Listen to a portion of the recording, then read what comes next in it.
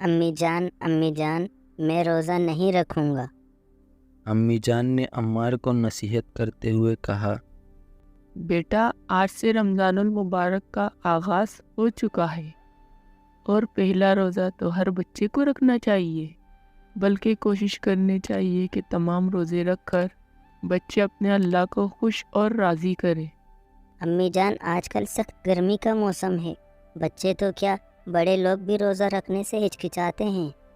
اور میں تو صرف ابھی 10 سال کا ہوا ہوں۔ بیٹا 10 سال کی عمر میں ہر بچے کو فرض روزہ رکھنا چاہیے، کیونکہ یہ اللہ تعالیٰ کا حکم ہے۔ مگر امی جان مجھ میں اتنی ہمت نہیں ہے کہ میں رمضان المبارک کے پورے روزے رکھوں۔ امی جان نے عمار کی اس بات پر ناراضگی کا اظہار کرتے ہوئے کہا، دیکھو بیٹا، جو بچے یا جو لوگ روزہ رکھنے کی نیت کر لیتے ہیں، اللہ تعالیٰ خود ہی انہیں اتنی قوت عطا کر دیتے ہیں کہ جب وہ روزے کا اہتمام کرتے ہیں تو خود بہت ہی ان میں اتنی ہمت پیدا ہو جاتی ہے کہ سحری کے وقت سے لے کر افطاری تک انہیں روزہ کچھ نہیں کہتا، بلکہ جب بچے اور بڑے روزہ کھولتے ہیں تو انہیں ایک قسم کی روحانی خوشی حاصل ہوتی ہے۔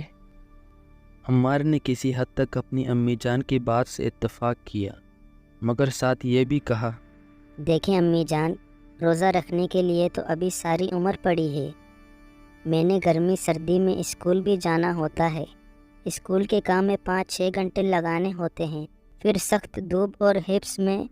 گھر واپس آ کر کس طرح میں روزہ برداشت کروں گا؟ اگر آپ نے مجھے روزے رکھوانا ہی ہے تو پھر ایک ماہ کے لیے اسکول سے مجھے چھٹی لے دیں، میں روزے کی حالت میں گھر میں بیٹھ کر یا لیٹ کر سارا دن گزار لوں گا،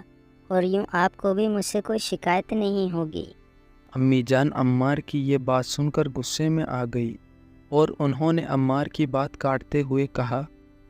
دیکھو عمار میاں، تم اکیلے ہی نہیں بلکہ دنیا بھر کے تمام مسلمان بچے اپنے اسکولوں میں تمہارے جیسے عمر کے مطابق جاتے ہیں، انہوں نے روزہ بھی رکھا ہوا ہوتا ہے اور دن بھر کے تمام کام بھی کرتے ہیں۔